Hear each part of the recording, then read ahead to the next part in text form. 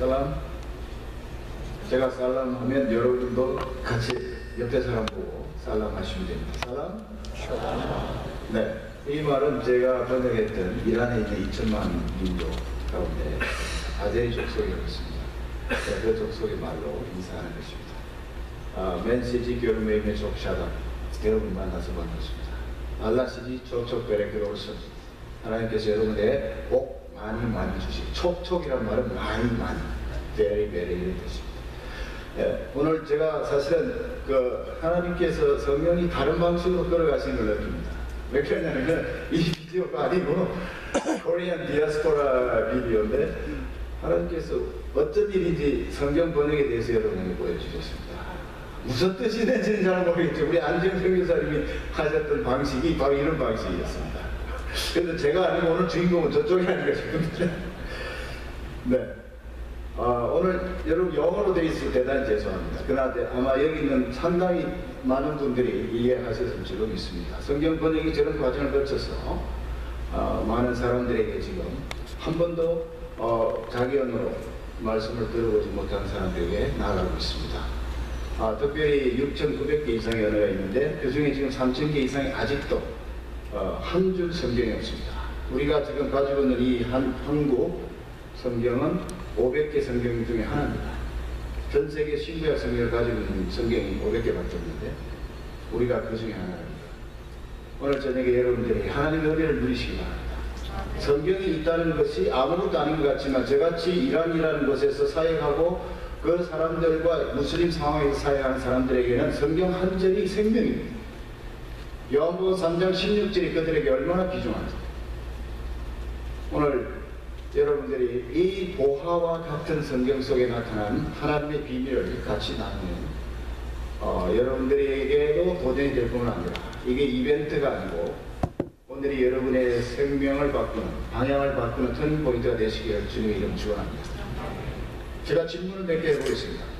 지금 2000년 동안 우리가 선교가 예수님께서 부여하신 Great Commission, Great Commandment 두 가지가 있는데 이 성취를 위해서 하나님 우리에게 귀중한 명령을 주셨습니다. 그런데 아직도 이 땅에는 40% 이상이 한 번도 복음을 들어보지 못하고 있다는 것입니다. 왜 그럴까요? 오늘 우리 미션 달라스의 중요한 질문이라고 했잖아요. 제가 20년이 넘도록 아제리 족속을 위해서 성경을 번역했지만 그들이 앞으로 100년 뒤에 어떻게 됐지? 한국 백성이 130년 전에 성경을 받아가지고 그 성경을 통해서 오늘 한국교회가 5만 개 한국교회, 전 세계에 5천 개 한국교회, 2만 5천 명의 선교사라는 통계를 가지고 있지만은 어쩐지 우리 사회가 찝찝합니다. 변하지 않고 있다. 여러분 가운데 얼마나 많은 프러스트레이션이 있습니다. 한국 사회, 한국 뉴스를 들을 때마다 저는 짜증이 나고 때로는 밥맛이 없어서 며칠 동안 식음을 전폐해야 하는 그런 일도 겪었습니다. 최근에 특별히 세월호 사건을 통해서 저는 있을 수 없는 일이 일어나고 있는 것은 무슨 일입니까? 오늘 제 질문과 무관하다고 생각하지 않습니다. 두 번째 질문은 이 땅에 우리가 16,000개 종족이 있다고 라프 윈트 박사님 이야기하셨습니다. 그 중에 아직도 6,900개의 종족이 성경에 없다는 것. 성경뿐만 아니라 자생적인 교회가 없어요. 스스로 멀티플라이 할 수 있는 교회가 없어요. 아직도 6,900개는 한 번도 요한복음 3장 16절의 의미를 이해하지 못하고 있는 이 사실을 우리가 어떻게 이해할 것인가. 여러분들은 징구주기를 하고 있는 것은 아닙니다. 모든 그리스도인들이 뭔가 잘못하고 있는 것이 아닙니다. 우리는 교회는 하지만 진정한 하나님의 제자로서의 삶을 살지 못하고 있는 건 아닙니다. 진지한 질문. 그런데 아직도 추수할 일꾼이 없는 이유는 무엇일까? 이 세상에 전무후무한 70억의 인구가 살고 있는데 거의 기어서 추수하게 된 적이 이만큼 많은 적이 없었습니다. 하나님이 예수님 시대부터 지금까지 하신 말씀이 추수할 일꾼을 보내달라 기도하라. 그런데 아직도 우리는 어떻게 하고 있습니까? 이것이 또 질문입니다. 그리고 한 가지 더, 오늘 본문에 관한 이야기인데요. 창세기 12장 1절부터 3절은 오늘의 핵심 주제입니다. 하나님께서 우리에게 복을 주셨습니다. 그렇죠? 어떤 복을 주셨습니까?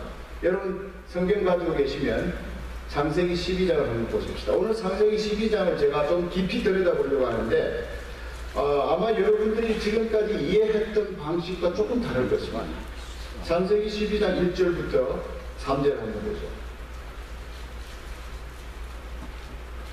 개혁 성경인데요. 제가 읽어보겠습니다. 창세기 아시죠? 성경의 제일 첫째. 네, 모르는 분 있습니까? 제네시스. 말 그대로 제네시스. 여호와께서 아브라함에게 이르시되 너는 너의 고향과 친척과 아비의 집을 떠나 내가 네게 보여줄 땅으로 가라. 하나님이 아브라함에게 일방적으로 나타나셔서 아브라함이 카버넌트라는 역사적인 은혜를 맺게 됩니다. 그러면서 구체적으로 내가 너로 큰 민족을 이루고 내게 복을 주어 내 이름을 창대하게 되니 너는 복이 되지. 그러면서 3절에 덧붙이네. 너를 축복하는 자에게는 내가 복을 내리고 너를 저주하는 자에게는 내가 저주하리라. 땅의 모든 족속이 너로 말미암아 복을 얻을 것이라 하시니라. 아멘. 이까지는 여러분들이 수도 없이 들어요. 사실 이 본문 안 들은 사람 아무도 없을 것입니다. 그런데 여러분 이 본문을 어떻게 해석하느냐에 따라서 여러분들의 삶이 바뀔 수 있다는 것을 오늘 말씀드리고 싶습니다. 여러분 성경을 어떻게 생각하십니까? 어떤 사람 랄프 윈터 박사님 이야기를 빌리면 마치 냉장고 속에 들어있는 그 간식과 같다는 것이죠. 배고플 때 열어서 아이스크림도 빼먹고 여기 들어있는 파인애플도 빼먹는. 또 어떤 사람은 퍼스트 에이드 키트 구급상자. 그래서 급할 때 빨리 펴서 하나님께 구하는 것이에요. 그 해보셨죠? 딱 눈 감고 딱 펴서 딱 나타나는 거 읽고 하나님 감사합니다. 오른쪽으로 가야 되는군요. 이런 게 있지 않습니까? 성경은 그렇게 생각하는 사람들이 있습니다. 메디슨이라고 이야기하죠. 네. 성경이 과연 그런가요? 성경은 하나님의 사랑의 이야기입니다. 성경에 관한 이야기입니다. 성경은 처음부터 창세기 1장 1절부터 계시록 끝까지 하나님께서 자기의 절절한 인류에 대한 사랑 반복해서 우리에게 전달하고 있는 성경의 책이다. 저는 그렇게 말씀드리고 싶습니다. 오늘날 세계의 환경이 바뀌고 있습니다. 여러분 아시지 않습니까? 20세기까지는 제국주의가 끝나고 1960년대에 탈식민지가 일어나면서 세상이 바뀌며 인구 지형이 바뀌기 시작합니다. 휴먼 랜드스케이핑이 바뀝니다. 유럽에 수많은 아프리카 식민지 사람들이 쏟아져 들어오고 있습니다. 지금 유럽은 모든 디아스포라를 합치면 불법 체류자까지 한 1억 정도가 들어가 있습니다. 유럽 인구가 6억이 조금 넘거든요. 그 지금까지 없었던 전무후무한 일들이 유럽에 일어나고 있습니다. 더불어 살아야 할 수. 식민지는 했지만 이제는 그 식민지 사람들이 복음을 들고 유럽을 복음하기 위해서 지금 들어오는 이 상황 가운데 세계교회가 소리 없이 성장하고 있다는 것. 제가 듣기로는 뉴욕 지역에 일어나고 있는 많은 그 대형 교회의 무너짐을 연구했던 한 리서처가 그 연구 과정 속에 발견한 새로운 사실, 덜풀과 같은 작은 교회들이 뉴욕 주변에 자라고 있다는 것이죠. 소리 없이 사이런 리바이벌이 일어나고 있다. 이렇게 리포트하겠습니다. 과연 그렇습니다. 세계교회는 잘하고 있습니다. 서구교회는 무너져 내리고 있지만 영국 성공회에 많은 교회들이 문을 닫고 미국의 에피스코팔 처치들이 거의 반 이상이 캐나다를 포함해서 문을 닫았습니다. 어제도 제가 목회자님들 모시고 세미나를 할 때도 그 얘기했습니다. 천교가 다시 살아난다고 하는데 미국 지역 북미 지역의 교회들이 4,000개가 매년 죽어가고 있습니다. 그렇다면 머지않아 감소한다는 얘기가 되겠죠. 그런데 한편 하나님께서는 이런 사일런트 리바이벌처럼 아주 어리고 어린 이머징 처치들을 지금 일으키시는데, 미얀마라든가 태국이라든가 베트남이라든가 네팔, 방글라데시, 영국도 마찬가지. 영국에도 전무후무한 그 디아스포라들이 일어납니다. 그 중에 하나가 인도의 타밀처치. 인도의 타밀처치가 70개가 영국에서 자라고 있습니다. 우리 한인교회가 한 80개 됩니다. 지난 40년 동안에 영국에 40년 동안 하나님께서 한인교회를 80개를 심으셨는데 지금 정체되거나 줄어들고 있고요. 대신에 인디안 처치들이 70개가 자라고 있습니다. 중국 교회가 유럽 전역에 150개를 한 선교단체가 이미 플랜팅하고 있습니다. 세계교회가 결국은 지속적으로 성장한다고 저희들은 보고 있습니다. 결코 교회는 쇠퇴하지 않는다. 모양이 바뀌어갈 뿐입니다. 그리고 제가 오늘 말씀드리고 싶은 것은 전 세계적인 성경 번역 운동이 증가하고 있다. 과거에는 위클립이라든가 루트란이라든가 IMB라든가 이런 단체들이 주도했다고 생각했어요. 그런데 지금 성경은 자생적으로 지역에서도 번역이 일어나고 있습니다. 그리고 교단에도, 한국 교단도 지금 교단 선교부가 성경 번역을 하겠다고 준비하고 있습니다. 하나님께서 이 성경은 교회의 기초이기 때문에 어느 누가 독점하거나 익스클루시브하게 할 수 있는 것은 누구든지 원하는 자리에 일을 함께 풀어나가야 된다. 하나님 그렇게 우리에게 메시지를 오늘 이 시대에 던진다고 생각합니다. 여러분이 잘 아시는 하비 콕스, 미국 사람이죠? 네. 그 사람 최근에 쓴 책 중에 하나가 종교의 미래라는 책입니다. 제가 그 책을 쭉 읽으면서 그분이 서두에 이런 얘기를 씁니다. 이 세상에 일어나는 세 가지 변화가 있다. 중요한 변화가 있는데 그 중에 가장 중요한 것은 근본으로 돌아가는 변화가 종교 안에서 일어납니다. 이슬람은 이슬람 근본주의로 돌아가고 기독교는 기독교 근본주의로 돌아갑니다. 그런데 그 근본의 핵심은 뭐냐? 본질의 이슈죠. 바꾸어 말하면 지금까지 제도적인 교회 속에서 일어났던 많은 것들이 하나님이 원하시는 것이 아니고 새로운 것이 필요한 것입니다. 본질의 변화, 근원적인 변화, 교회의 본질이 뭐냐, 교회의 본질이 뭐냐, 그것을 바꾸어 나가는 세수를 새 불에 달는 시도가 일어나고 있다. 하비콕스가 나왔습니다. 저는 이 사람을 스터디를 해보니까 많은 사람들이 이 하비콕스에 대해서 검색기의 예언자다, 그런 얘기를 하는 것을 들었습니다. 과연 그 사람 내용을 처음부터 끝까지 읽어보면 저희가 고민하고 있는 성령사역에 관한 중요한 메시지를 무지하게 던져요. 그분이 마지막 장에서 하는 얘기가 성령사역입니다. 성령께서 원하시는 사역을 하지 않고서는 우리는 교회로서의 본질을 추구할 수 없을 것이다. 그렇게 분명하게 이야기하고 있습니다. 그분이 해결책처럼 제시하는 것이 성령사역. 성령 안에서 하나님, 교단과 국가를 초월합니다. 더 이상 성경의 권위 외에 어떤 권위도 인정하지 않습니다. 저희들은 지금 진지한 기로에 놓여 있다. 저는 여러분들 말씀드리고 싶습니다. 그런데 오늘 본문에 보면 마태복음 28장에 나타나는 18절 20절에 나타나는 너희는 가서 모든 족속으로 제자를 삼아 아버지 아들과 성령의 이름으로 세례를 주고 내가 내게 분방한 것을 가르쳐 지키라. 그런 1절부터 3절이 되어옵니다. 사실은 제자들이 인용했던 말씀은 마태복음의 대비 명령보다도 성경을 여러분 자세히 읽어보시면 아시겠지만 여기 나타나는 이야기 중에 많은 것들이 제자들은 마태복음의 명령을 따라서 살다고 이야기하지 않고 있습니다. 예를 들면 제가 이런 거 있습니다. 여기 보면 초대교회 사도들이 신약 제자들 세계복음화를 말할 때 사도행전 3장 24절부터 26절의 말씀입니다.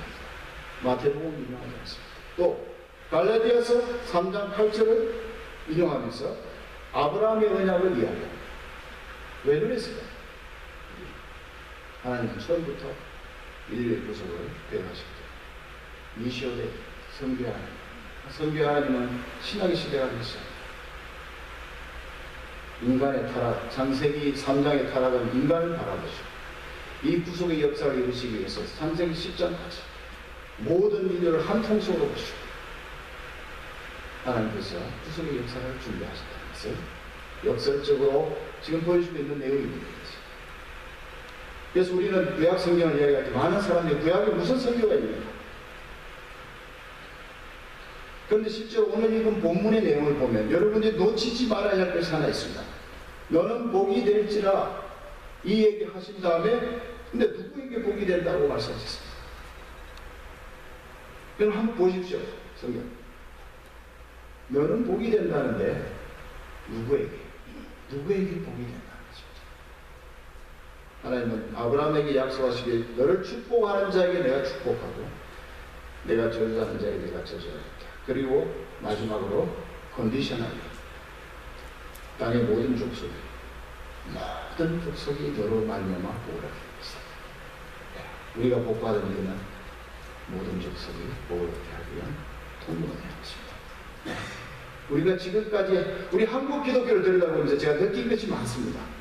저는 교회에서 태어나서 지금까지 살았는데 우연히 교회에서 태어났습니다. 그때 부모님이 너무너무 힘드셔가지고 저를 놓을 장소가 없어가지고 교회 사찰 집사를 하고 계셨는데 그 뒷방에서 제가 태어났어요. 1958년 8월 14일 오늘이네. 죄송합니다. 오늘은 제가 영광스러운 자리에서 서 있습니다. 그런데 제 마음속에 하나님께서 지금까지 저를 이렇게 길러시고 끌고 오시고 또 본인이 원하시는 일을 저희들에게 많이 기대하시고 그렇게 왔습니다. 그런데 대부분의 제가 지금까지 자라면서 들은 이야기 중 하나는 예수 믿고 잘 되고 천당 가라. 내 영혼이 잘된 같이 범사가 잘되고 감사하라. 삼박자. 어디서 많이 들어본 이야기죠? 그걸 듣고 자랐습니다. 저희 부모님도 그렇게 생각하세요. 장로고 변사지만 제가 선교 나갈 때 왜 하필 네가 나가? 저기 많이 있는데 제 아버님이 어머니 그러셔. 얼마나 제가 실망이 되는데 정말 지금도 믿지 못하고 그 실망스러운 제 마음 제가 아직도 지금 지어질 수가 없어요. 자기 자식이 나가는 건 힘드신가 봐요. 근데 왜 그렇겠습니까? 우리 머릿속에 우리 세계관 속에 잠재적인 생각이 있기 때문이죠. 너는 안 된다. 다른 아이는 가서 죽어도 괜찮은데 너는 안 된다. 그게 무엇입니까? 이기적이죠. 우리 이기적인 세계관. 우리 가문 중심, 내 가문의 영광을 위해서 사시도 하고 보시도 하고 그게 어디서 나오는 말이지? 여기 보면 창세기 10장 23절 내가 너를 큰 인족을 이룬다는 것에 머무는 거죠. 이스라엘도 지금도 이스라엘에 일어나는 이슈가 여기 있다고 봅니다. 하나님은 이스라엘의 선민을 부르시고 이스라엘에 복 주신다고 했지 팔레스타인에 복 준다는 얘기는 안 하셨다는 거예요. 그러나 성경을 잘 읽어보면 하갈에 대해서 난 사람도 내가 너로 하늘에 뭐라고 했죠? 땅에 뭐라고 했죠? 모래처럼 하늘의 별처럼 창대하겠다고 분명히 되어 있습니다. 하나님 그 약속을 지키셔서 잘 모르지만 이슬람은 16억 정도 만드신 것 같아요. 하나님 이슬람도 자녀를 생각하고 있습니다. 저는 믿습니다. 제가 이슬람 사역자이기 때문에 그런 것이 아니라 저는 하나님의 동일한 은혜를 하갈에게 주셨습니다. 틀림없이 주셨습니다. 성경에 있습니다. 그런데 우리는 뭐죠? 내 중심의 사고를 가지고 내가 예수 믿고 천당 가는 선에서 우리는 모든 문제를 해결하려고 해라다면 지금까지 가져왔다는 거예요. 근데 하나님께서 성경을 바로 읽게 하십니다. 내가 내게 복을 주는 이유는 그 결과가 땅의 모든 족속이 너로 말미암아 복을 얻게 하겠다. 그래서 상단의 축복이란 말을 쓰고 있습니다. top-line blessing이라는 말을 씁니다.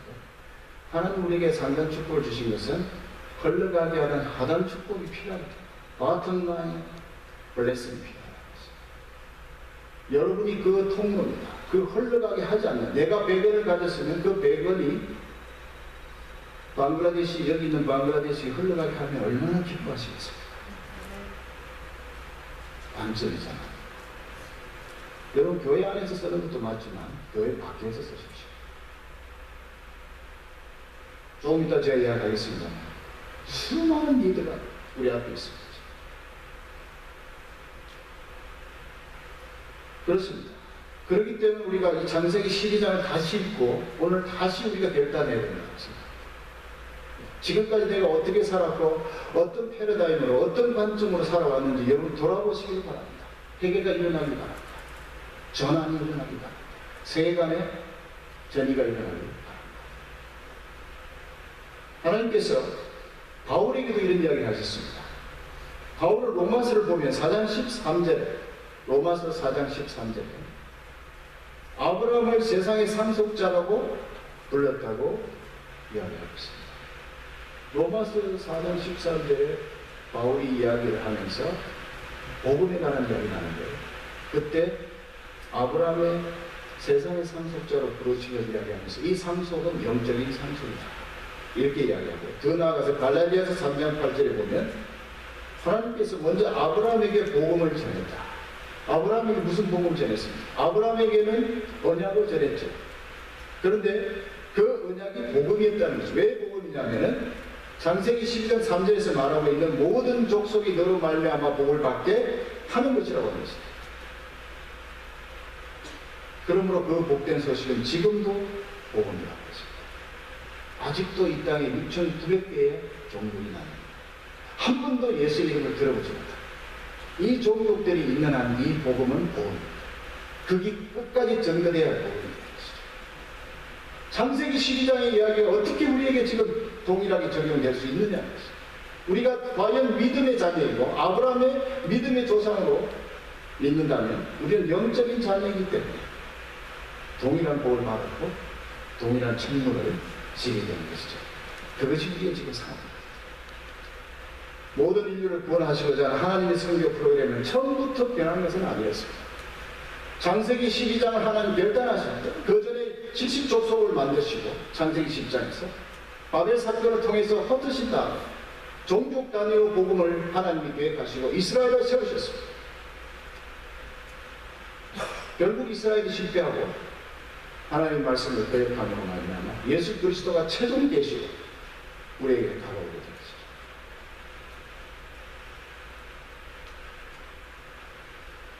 저는 하나님의 관심이 모든 인류의 구원이라고 분명히 말씀드리고 싶습니다. 하나님의 궁극적인 관심은 우리의 공의도 맞습니다. 우리가 의로워지는 것도 맞습니다. 먼저 너는 그 나라와 그 의를 구하라는 것도 맞아요. 그러나 하나님께서 그 차원을 뛰어넘어서 우리에게 지금 이 자리에서 달라스에서 이 자리에 원하시는 것은 모든 인류의 여러분 구원되셨죠? 제가 너무 좀 어려운 질문인가요? 혹시 나는 아닌데? 그러신 분도 있는지 모르겠습니다만은 우리가 예수 그리스도를 말미암아 만물이 그로부터 나오고 그로 말미암아 그에게로 돌아가는 로마서 11장 36절 여러분 그래서 그렇게 있습니다. 우리의 모든 결론은 예수 그리스도죠. 여러분이 지금 고민하고 있는 모든 문제의 결론은 예수 그리스도. 로마서는 분명히 그 말씀하고 있습니다. From Jesus, through Jesus, to Jesus. That's everything. Jesus is our everything. From Him, through Him, to Him. 되겠습니다. 저는 제가 고민하고 힘들고 어려울 때, 성경 번역 때려치고 싶을 때, 와이프하고 싸우고 집 나갈 때, 어제도 이야기했습니다만 우리 남교에서 이 문제를 해결할 수 있는 갈등은 어디에 있는가? 그분. 결국은 그분의 마지막에 우리가 다시 돌아갑니다. 돌아가면 끝납니다. 주님이 우리의 앤서라는 것을 이제 깨닫게 됐습니다. 그러면 우리가 지금 뭐가 부족하겠습니까? 하나님이 원하시는 이 모든 인류, 누가복음 24장에 나타난 46절, 47절, 48절에 나타난 이 놀라운 하나님의 그 구속의 계획과 성취와 그의 정인된 우리의 모습.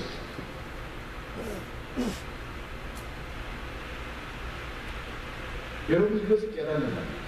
오늘 여러분의 삶에 저는 분명히 일어날 저는 믿습니다.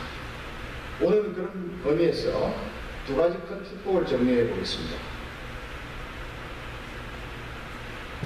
아까 말씀드린 대로 우리는 하나님으로부터 재능도 받고 삶도 받았습니다. 그리고 영생을 받았습니다. 지금 우리가 더 나아갈 수 없던 막다른 골목이라고 느끼는 것은 우리가 그 넥스트 스텝을 잘못 이해하고 있지 않습니까? 저는 좀 더 그런 생각을 해보게 됩니다. 우리 스스로가 깊이 들어가 보면 정말 내 삶의 영역에서 내가 얼마만한 영향을 미치고 사는 그리스도인입니다. 예. 그걸 고민하지 않을 수 없는 상황이 지금 전개되고 있습니다. 우리 삶. 내가 정말 그리스도인으로 제대로 산다면 내 사회가 변할 수밖에 없고 이 땅에 있으나 이 땅에 속하지 않는 그런 가치관을 가진 그리스도인으로서 충분히 내가 가진 것을 드리는 그리스도처럼 그런 삶을 살 수 있을 것인데 문제는 우리에게 있다는 것입니다. 그것이 어디냐면 저는 세계관이라고 봅니다. 한국 사람의 세계관을 몇 가지로 요약하는데 첫 번째는 무엇입니까? 샤머니즘. 우리 속에 미신주의 들어있습니다. 샤머니즘의 특징은 부복적, 복을 비는. 그리고 사촌이 노는 사람 배가 아파. 괜히 배가 아프죠. 사촌이 서울대 가고 우리 아들은 딴 데 가고 배가 아프죠. 뭔지 모르면 불편하죠. 아랫배가 살살 이상해지고. 근데 그런 것들을 우리가 그 제한된 재화 속에서 살다 보니까 서로 경쟁이 심하고 그런 것을 통해서 우리 세계관들이 계속 갈등을 일으키는 그런 구조 속에 있고 한국 기독교는 그런 혼합적인 틀 위에 서 있다. 그래서 어떤 그 목사님이 최근에 이제 십자가 성령이라는 세미나를 쭉 하시는데 영국에 오셨어요. 근데 그분의 책을 보니까 거짓 신앙의 체계라는 책이 있더라고요. 이름은 여주봉 목사님. 근데 제가 그분을 이제 영국에 한 7, 8차례 모셔서 목회자들과 성도님들의 세미나를 했습니다. 근데 이분이 그걸 이제 모형화했어요. 그 중에 하나가 내 중심의 삶이 뭐고 하나님 중심의 삶이 뭐냐. 그걸 설명하는데 내 중심의 삶을 설명할 때 그 내용이 나옵니다. 제일 위에 내 목적이 있고 그 목적을 성취하기 위한 나의 방법이 있고 그 방법을 이루기 위한 나의 자원이 있다는 것이죠. 그래서 이것을 율법주의와 기복주의 그리고 휴머니즘, 인본주의라고 설명하고 있습니다. 저는 상당히 도식화가 잘 됐다고 봅니다. 우리의 신성을 잘 드러내는 한국 교회의 현재의 모습을 잘 드러내는 구도가 생겼습니다. 우리는 한국 그리스도인들의 신성 속에 야망이 있다면 그 야망은 자아성취인 것입니다. 스펙을 쌓는 것이죠. 자기 스펙을 쌓는 것이죠. 하나님 이걸 싫어하십니다. 나의 목적을 설정하고 그것이 굉장한 자신의 앰비션이라고 이야기하고 교회도 마찬가지입니다. 교회가 어떤 야망을 갖기 시작할 때 열매가 있겠습니까? 외형은 커지지만 열매는 줄어들어요. 그걸 성취하기 위해서 인본적인 방법을 쓰게 됩니다. 인간 중심의 방법. 자원은 어디서 나옵니까? 그 율법적인 방식. 그걸 성취하려고 자원을 동원하게 되겠습니다. 근데 하나님께서 이 틀에서 너희가 이쪽으로 옮겨가라. 하나님의 목적이 뭔가를 생각하라. 여러분 신앙생활을 30년, 40년, 50년 하셨어요. 기도해요. 근데 여러분들이 지금 하나님의 목적이 뭔가를 진지하게 한번 고민해 보신 거예요. 그 하나님의 목적을 성취하기 위해서 하나님의 방법을 진지하게 고민해 보신다는 거죠. 그 방법을 이루기 위해서 하나님의 자원을 진지하게 고민해 보신다. 내 통장에 있는 1,000만 원이 아니라 하나님이 주시는 매번. 하나님 그걸 원하십니다. 오병이어를 원하시는 거죠. 근데 우리가 이 구도를 왜 이랬을까? 저는 세계관의 이슈라고 생각합니다. 한국 사람들의 세계관이 성경적인 틀에 기초하지 않기 때문에 오늘 여기 본문에 나와 있는 것처럼 상단 축복에는 우리가 굉장히 민감하고 또 그걸 받기를 갈망합니다. 그러나 하단 축복, 땅의 모든 족속이 나로 말미암아 복을 얻게 되기 위해서 내가 어떻게 살아야 할 것일까에 대한 책무, 어카운트빌리티 이슈는 우리가 그동안에 간과하지 않았다. 저는 이렇게 생각합니다. 그래서 이걸 다시 도표로 한번 여러분들과 논의를 해보겠습니다. 한번 띄워주시죠. 예, 저기 보시면은 하나님은 세계관에 관한 이야기입니다. 그 세계관 결론을 먼저 말씀드리면 지금까지 우리가 가져왔던 세계관이 이렇다는 것입니다. 하나님은 기본적으로 주관하시는데 그분의 의지는 성경에 나타나 있지만 다양한 신학적 이론 때문에 이해하기 어렵다고 생각합니다. 그래서 샤를로 푸코라는 수도사, 프랑스의 유명한 또 기독교 사상가요, 사유하는 분인데 그분이 그랬습니다. 오늘날 기독교인의 가장 큰 이슈, 하나님은 누군지를 잘 모른다는 것입니다. 하나님 누군지를 잘 모른다. 큰 이슈죠. 성경도 이해하고 있습니다. 너는 나를 잘 모르는 것 같아. 호세아서도 그렇고 이사야서도 그렇고 여러분 소서짓을 죽이고 보십시오. 하나님의 그 우리에 대한 섭섭함을 얼마나 많이 하나님 토로하시는지. 이 세계관이 우리의 지금 가졌던 세계관입니다. 그래서 하나님은 계신 건 알아요. 그러나 그분이 정확하게 누구신지, 우리에게 어떤 분이신지, 아브라함에게 언약을 하고 그 언약을 성취하기 위해서 지금 4,000년 전에 약속하신 말씀을 하나님은 지금까지 성실하게 이루어 오시는데 우리는 그 하나님이 누군지, 그 아버지의 마음이 무엇인지 모른다는 것은 정말 천만의 말씀입니다.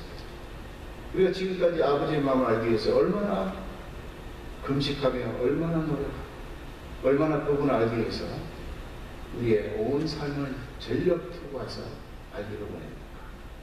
전형적인 한 번 더 보여주시죠. 예. 기독교의 삶이 저렇다. 그렇다면 세계관을 한번 보십시오. 성경적인 그리스도인은 누구인가? 또 어떤 방향으로 우리 이동해야 할 것인가를 보여주는데 그 중에 하나가 하나님은 모든 것을 완전하게 주관하시는 주인이시다. He reigns now. 지금 이 자리에서 역사를 주관하시는, 역사 속에 개입하시는 하나님이라는 것을 분명히 알게 되고 그 의지는 성경에 계시되어 있고 이를 이루기 위해서 온전히 헌신하시고 적극적으로 이 땅에 개입하고 계시다. 심지어 세월호 사건, 한국의 현 정권의 문제도 하나님은 개입하고 계신다고 믿습니다. 간섭하고 계신다고 믿습니다. 그분이 인간을 창조해놓고 저 멀리 앉아서 어느 문학가 이야기처럼 손톱을 깎고 혼자 앉아있는 분이 아니라는 것이죠. 적극적으로 개입하고 가슴 아파하고 죽은 300명의 우리 아들들을 애통해 하시는 그런 아버지라는 것입니다. 이것을 깨달을 우리 세계관이 말이야.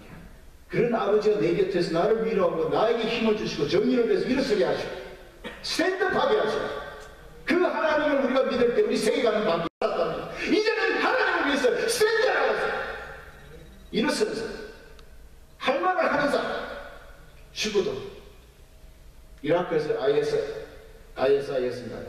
지금 죽어가고 있는 우리의 형제들을 생각. 어린아이까지 못할 짓을 지금 말하기가 어려운 그런 지금 상황입니다.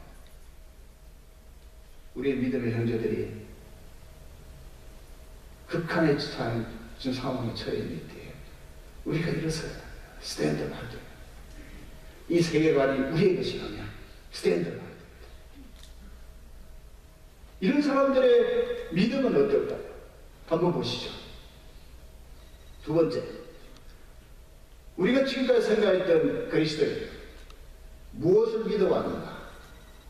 나는 예수님이 나의 구원을 위해 십자가에 돌아가신 것을 믿는다.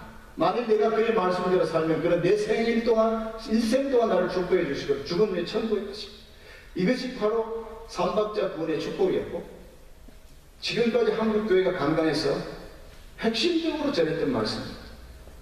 저는 로마서에 나타나는 이신칭, 오직 의인은 믿음으로 산다, righteousness by faith라는 이 논리도 우리는 잘못되어 있습니다.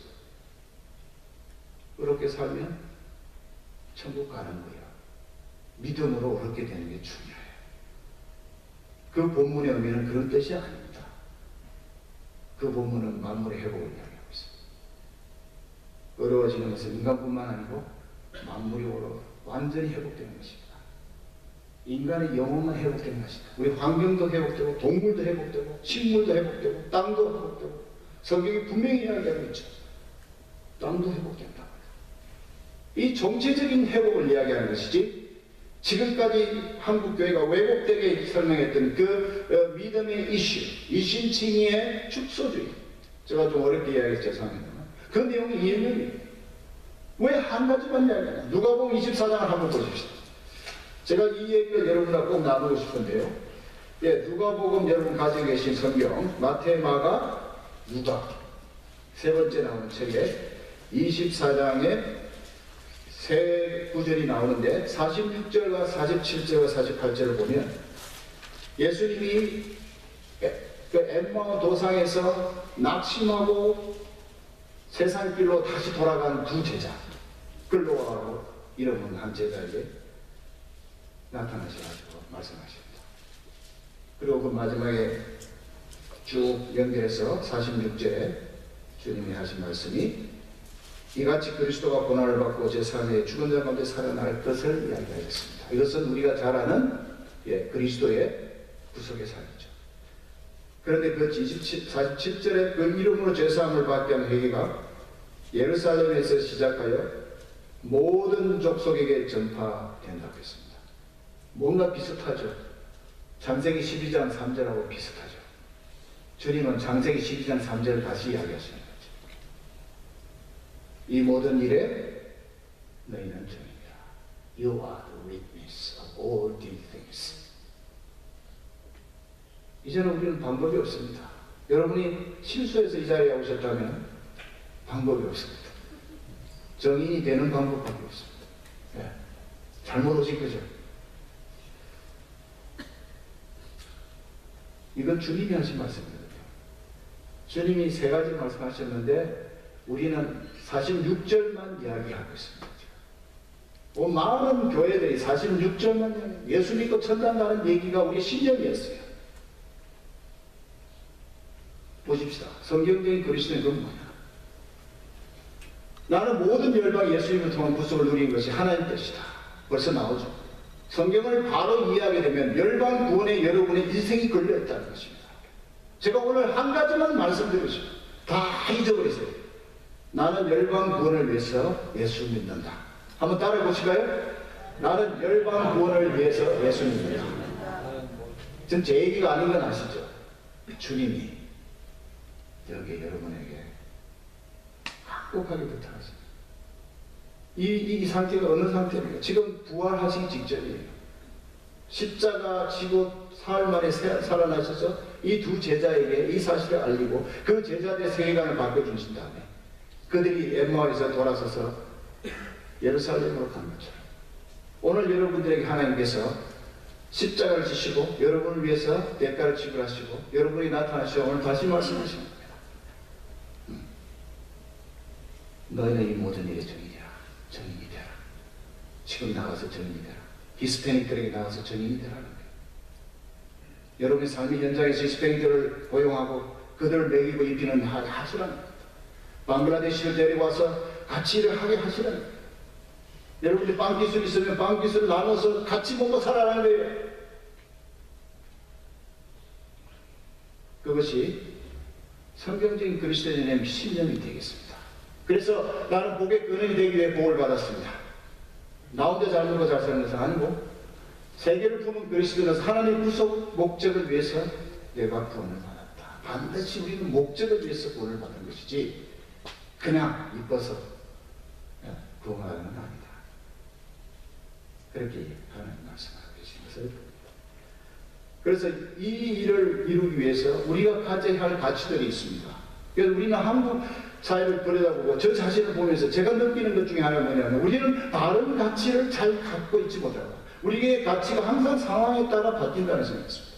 오늘은 이 가치를 맞다고 이야기하고 내일은 나에게 손해가 오면 그게 틀렸다고 이야기합니다. 제 자신이 그럴 때가 있거든요. 오늘 이야기하고 내일은 저 이야기하고 제 모습입니다. 그럼 진정한 너의 가치는 뭐냐? 거기에서 우리가 지금 두 가지로 나눠지는데 전형적인 그리스도는 이렇게 생각하고 있습니다. 나는 선한 삶을 사는 것이 최고라고 생각하고 거룩과 의를 추구하고 성경을 읽고 기회가 있을 때는 전도도 하고 교회도 다니고 십집조도 내는데 교회 일에 대해 능력이 닿는 걸 열심히 참여하면서 나의 이미지를 극대화하라. 장로로서, 권사로서, 목사로서, 선교사로서 그 이미지 하나님 앞에서 이미지, 코람데오의 이미지가 아니고 목사 앞에서 이미지, 다른 동료 앞에서 이미지. 하나님은 우리 나름대로 이미지를 주신 건 아닌 거 아시죠? 인간을 창조하신 하나님은 자기들의 이미지를 따라서 우리를 만들었다 그랬습니다. 그래서 이마고, 라틴어로 이마고 데이, 신의 이미지, 그런 뜻이죠. 우리는 하나님 이미지를 닮아 만든 사람입니다. 그러면 우리 이미지는 하나님을 닮아가는 것이죠. 그런데 우리의 지금까지 전통적인 가치관을 들여다보면 이렇게 되어 있습니다. 이게 나쁘다는 것이 아닌데 우리가 여기에 머물러서 그것이 인본적인 인간의 관점으로 자꾸 돌아갑니다. 목회자들도 자꾸 그런 유혹이 있지 않습니까? 성도들에게 좋은 이미지를 보여주기 위해서. 나쁜 건 아니지만 그것을 몰두하다 보면 하나님을 놓치게 됩니다. 한국의 대형교회들의 목회자들이 놓치는 게 그런 거라고 생각합니다. 교회 외형을 자꾸 키워서 더 많은 사람들이 자기의 권위를 보여주고 싶고 잘한다고 싶고. 한국 강남에 가면 그 서초구청같이 잘 지어놓은 건물이 하나 있습니다. 저는 가서 저기 보고 야 서초구청 잘 지었다 그런 생각한 적이 있거든요. 그건 누구를 위해 지는 것입니까? 우리가 진짜 성경까지 가치를 이해한다면 그렇게 지을 수 없다. 2천, 3천. 그 돈이 어떤 돈입니까? 저는 이런 모든 가치관이 잘못되기 때문에 목회도 잘못한다고 생각합니다. 선교사도 선교 현장에 나가지고 현장을 도와야 하는데 현장에 가서 현지인들을 괴롭혀요. 그것이 이런 잘못된 가치관에서 나오지 않습니까? 저는 그렇게 생각하고 저 자신을 돌아봅니다. 20년 이상 성경 번역을 하고 제가 변한 게 없다는 생각을 언젠가 했습니다. 너무 황당하더라고요. 내가 이렇게 열심히 했는데 내 내면은 변하지 않아요. 여러분 자신을 너무나 잘 알지 않습니까? 그래서 보면 성경적인 그리스도는 나는 하나님의 세계적인 목적에 효과적으로 참여하기 위해서 먼저 하나님 나라를 구하며 영적인 성숙을 추구하고 하나님이 주신 은사를 개발하고 전략적인 기회를 찾는 것이 가장 중요한 일이라고 생각합니다. 행동에 관한 이야기죠. 가치는 행동을 하기 때문에 내가 어떤 생각을 갖고 있는지 따라서 행동이 이루어집니다. 그래서 마지막에 두 그리스도인은 이런 행동을 하게 됩니다. 다음 예, 우리가 전형적인 그리스도인이라 할 때 나는 착하게 살려고 노력한다. 성경 말씀에 순종하고 교회와 사회가 그리스도인으로서 나에게 기대하는 것들을 하기 위해 노력한다. 그런데 성경적인 그리스도인이 깨닫고 난 다음에 나는 그리스도를 영화롭게 하고 내 일생 동안 세계를 품은 그리스도인으로서 나에게 주어진 특별한 사명을 이룰 수 있도록 매일매일 삶을 살아간다.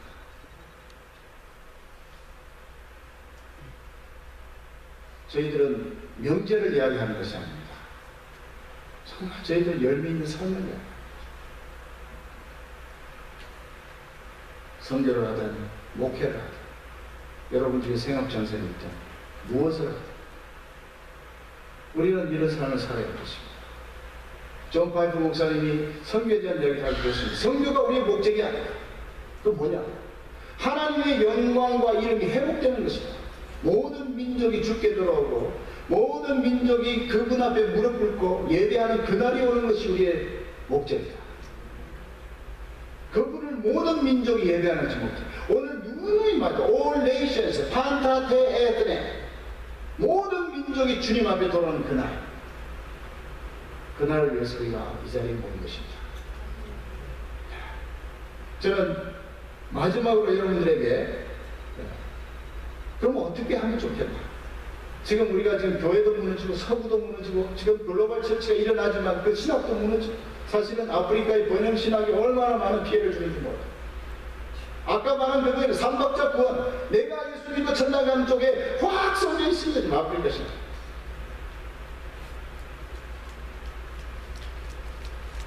제가 런던에서 사역하면서 KICC라고 유럽에서 가장 큰 나이지리아 교회가 있어요. 일주일에 15,000명. 이런 장소 오후 예배를 봅니다. 제가 한번 가봤어요. 무슨 일이 벌어졌냐? 헌금을 하는데 헌금을 다 했어요. 저희는 이제 참가자이기 때문에 헌금 준비를 못하고 안 한 분도 있고 그런데 목사님 강단이 이렇게 올라오시더니 앞에 내다보고 그렇게 하시는 거예요. 여기서 오늘 11조 하신 분만 일어섰어요. 저는 앉아있는데 굉장히 당황한 질문이었습니다. 물론 뭐 게스트 때문에. 그런데 11조 하신 분이 한 11명이 일어서 있었어요. 그러니까 목사님이 그분들을 축복하십니다. 그래서 제가 와, 이게 뭐야 도대체. 너무 황당한 생각을 가진 거예요. 예수님이 저 가부의 두 행동을 칭찬하셨는데 거룩한 바리새인의 그 뭉탱이 돈을 쳐다보지 않으셨어요. 근데 그 목사님 그랬대요. 그래서 문제 11조 안 하면 축복기도도 못 하고 이게 아프리카 신앙인가? 근데 한국도 뭐 거의 11조로 안 하면 안 걸린다고 우리가 얼마 전에 말씀하셨는데 굉장히 겁나더라고요 지금. 그런 어처구니 없는 이야기가 나오는 걸 모르겠습니다. 우리가 세계관이 잘못된, 목사도 세계관이 잘못된 그렇게 합니다. 성경적인 세계관 분명히 하나님 말씀하십니다. 이 성경적인 세계관을 무시하고 자기의 관록과 관습과 자기의 전통과 자기의 가치관을 성도들에게 강단하는 것이죠. 이 강단에서 약을 선포해야 돼요. 이 강단에서 독을 품는.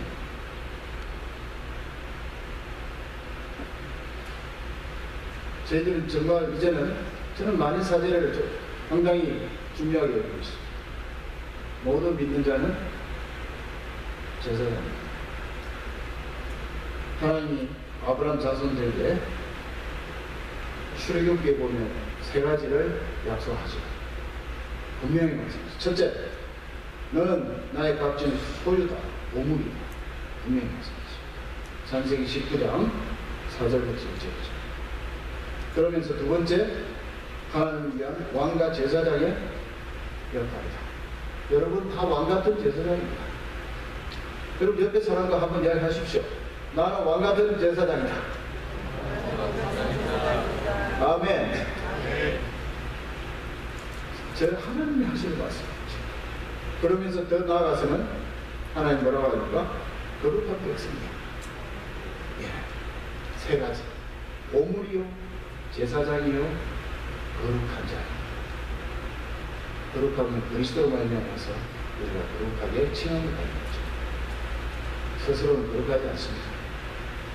그런데 하나님께서 분명히 구약 성경, 신약도 아닌 구약의 이 세 가지를 말씀하시면서 너희가 이방의 중재자로서 역할을 하라. 그래서 제사장이라는 직책을 이스라엘에게 이미 부여했습니다. 이 사실을 오늘 잊지 말아요. 그래서 우리도 열방의 중재자로서 나서는 것이죠. 그래서 여러분은 선교사라는 것입니다. 저만 선교사 아니고 다른 사람은 선교사 아니고 여러분 이 자리에 있는 이 주위에 히스패닉 38% 히스패닉, 5%의 아시안, 이 달라스만 그렇습니다. 얼마든지 중재자로, 선교사로, 제사장으로 여러분 설 수 있습니다. 정말 저는 여러분들이 성령 안에서 이 역할에 자유하시기를 축원합니다. 성령께서 여러분에게 기름 부으심처럼, 성령께서 여러분이 일어나기를 축원합니다. 성령께서 여러분의 제사장직을 감당할 수 있기를 힘주시기를 축원합니다. 기름 부어주시기를 축원합니다.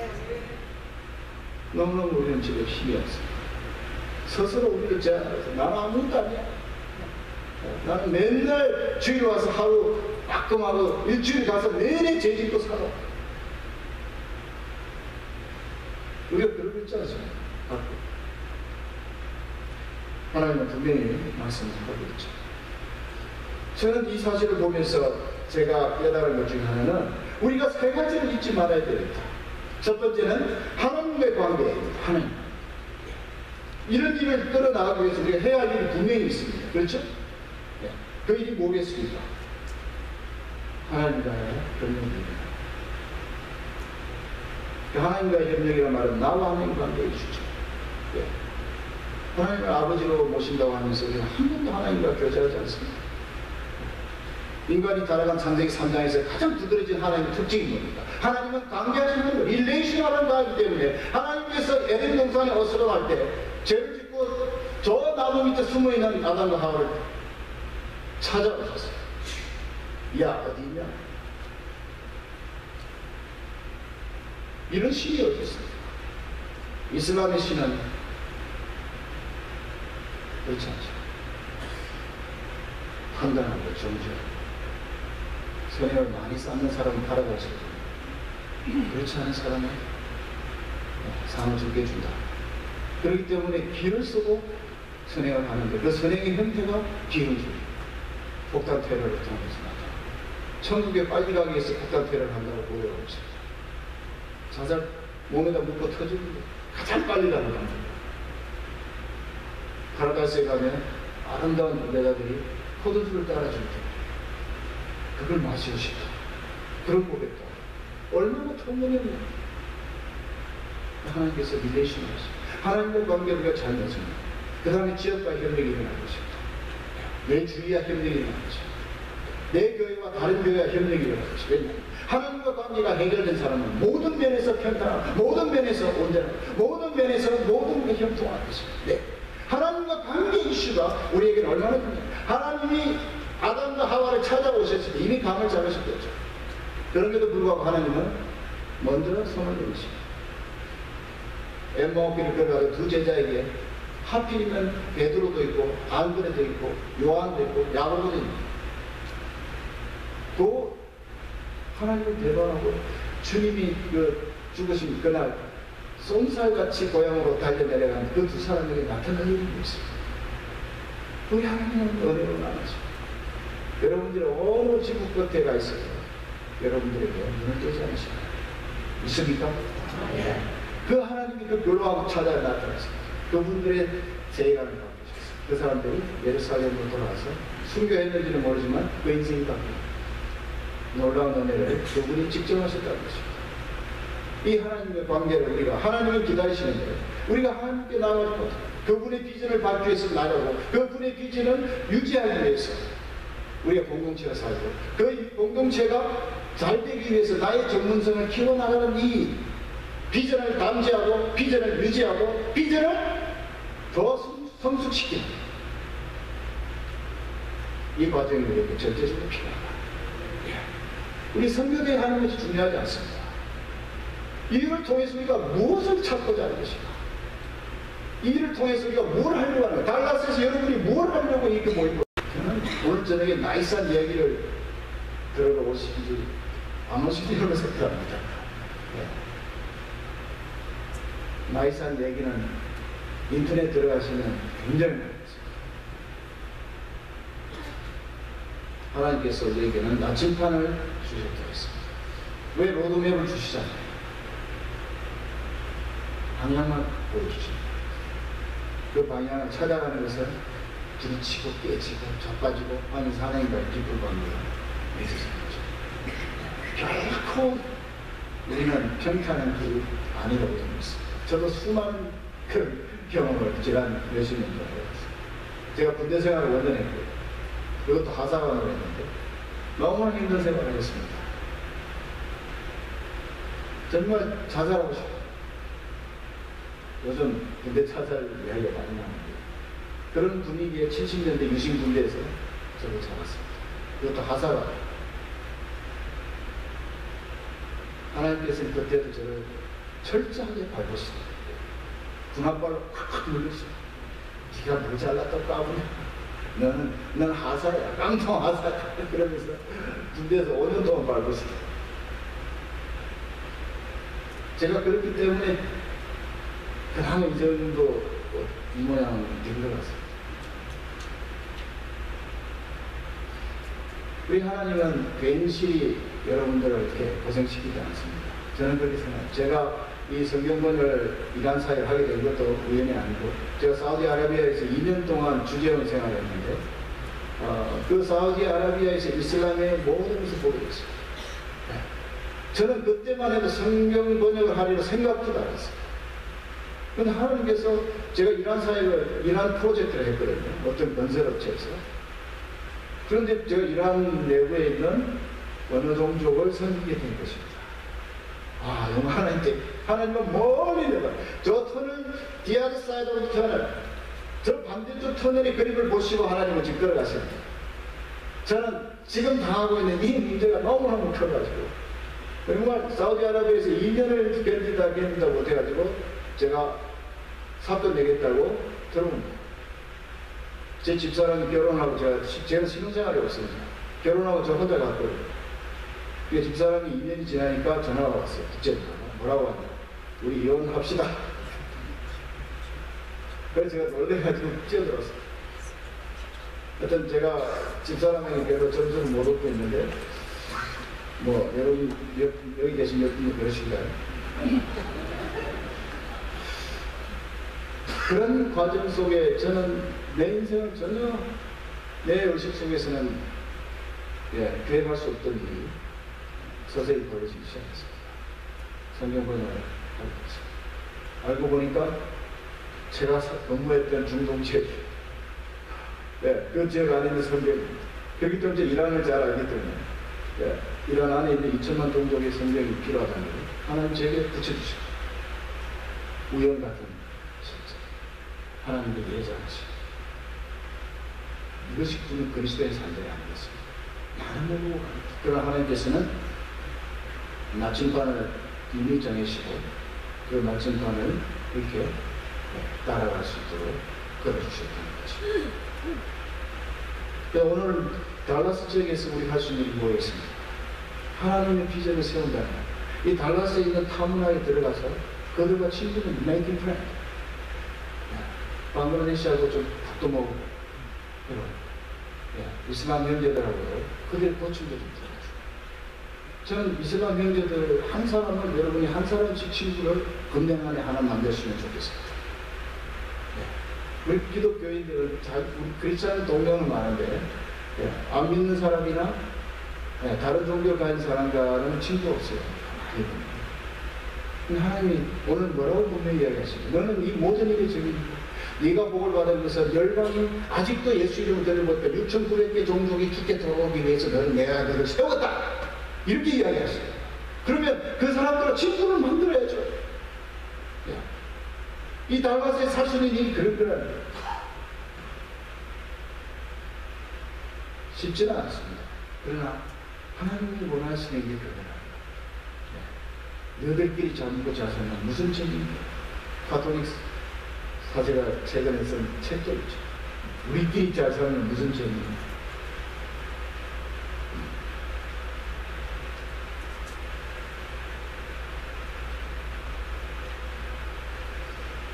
그래서 더 나아가면 그 사람들도 하나님 제자를 만들어낸 사람. 방글라데시와 친구가 되었지만 그 친구가 나중에 주님의 제자가 되는 그 비전을 가지고 정말 그 지역의 목회자가 되는 그 그림까지 우리의 목표가 되어야 하겠습니다. 참된 성경적 교회. 저는 두 번째 생각해야 될 것이 우리 교회의 모습입니다. 이번 선교대 주제도 선교대 교회와 선교대 있었는데 내일 제가 이제 강의를 여기에서 좀 하겠습니다만 정말 우리는 참된 성경적 교회가 됩니다. 정말 이 말이 어려운 말이에요. 2000년 동안 이것이 제대로 되지 않는 걸 보면 굉장히 어려운 거죠.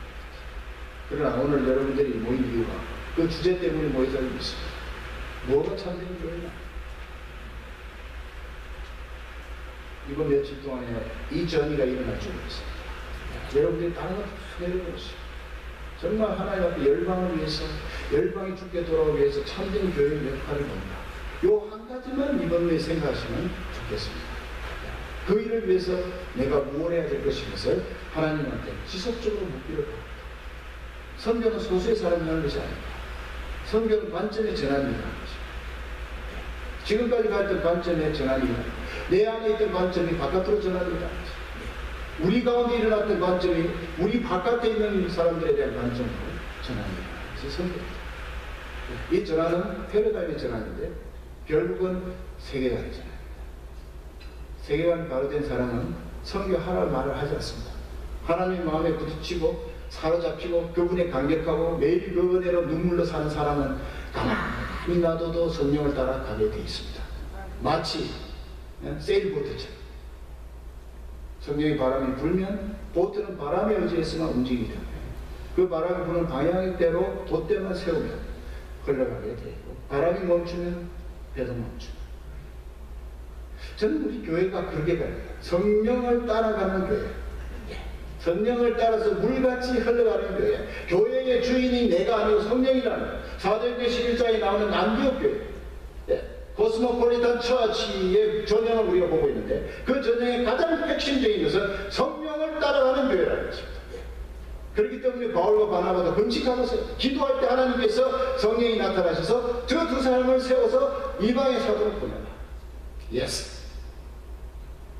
가장 강력한 리더 두 사람은 주저없이 이방의 사도로 세우게 한 그 주체는 하나님이십니다. 저는 교회의 주인이 성령인데 교회의 주인이 요즘 너무 많아요. 이상한 사람들이 교회의 주인으로 등장하기 시작합니다. 너무 잘못되어 있죠. 그래서 교회의 방향을 이야기할 때 저는 유럽에서 지금 고민하는 이슈가 있습니다. 유럽은 수많은 종족이 지금 모여 있습니다. 여러분 아시지만 상처를 받은 종족, 식민지를 당했던 종족, 그 트로마 속에서 유럽에 와서 그 식민지를 지배했던 사람 밑에서 같이 사는 이 종족들, 이 사람들의 고민이 뭐겠습니까? 하나 되는 것입니다. 용서하고 싶고 자기 조상을 죽인 사람의 나라에 와서 같이 살면서 우리가 마치 일본에 가서 사는 것처럼. 앤드루 월시라는 에딘버러의 신학자, 선교신학자가 이런 말을 했습니다. 오늘날 유럽에 일어나고 있는 복음주의 최대의 지금 고민은 뭐냐? 모든 교파와 교단과 인종을 초월하는 연합이다. 이 연대가 일어나야 하는 것입니다. 저도 100% 동의합니다. 하나님께서 성령을 통해서 하나 되기를 원하십니다. 오늘 이 자리에 여러분의 다른 교회, 각자 교회, 계단, 교단이 있겠습니다. 각자의 생활의 영역과 환경에 대한 다른 점들이 있죠. 그러나 오늘 이 자리에서는 하나 되시기를 축원합니다. 예, 성령 안에서 하나 되고 하나님이 원하시는 열방의 구원을 위해서 하나 되고 그 일을 위해서 기도하고 예배하고 찬양합니다. 모든 이해관계를 내려놓으시고 이 달라스가 어떻게 되는지에 상관없습니다. 오늘 제가 영국에서 온 조그만 섬에서 온 대영 제국이 다 사라지고 요만하게 나왔는데 거기서 온 보잘것없는 사람이지만 여러분들의 반복하게 부탁합니다. 오늘 성령 안에서 모든 걸 내려놓고 하나 되는 은혜를 누리시기를 주의 이름으로 축원합니다. 기도하십시오.